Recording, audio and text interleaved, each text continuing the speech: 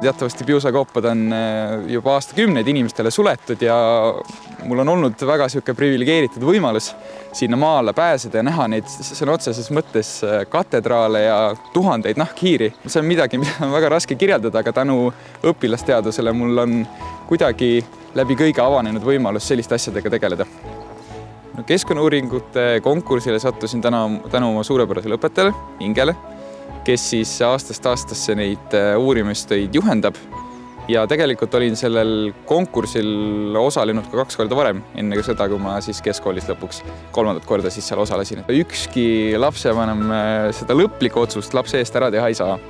Küll aga on lapsevanemal suurepärane võimalus tutvustada oma lapsele erinevaid asju ja seda looduse ja teaduse ilu.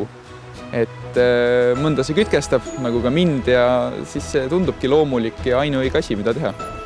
Kui sul on mingi killuke millestki, killuke sellest loodusest, mida sa hästi tunned, siis see on nagu see värav selle suurema süsteemini ja selle mõistmiseni.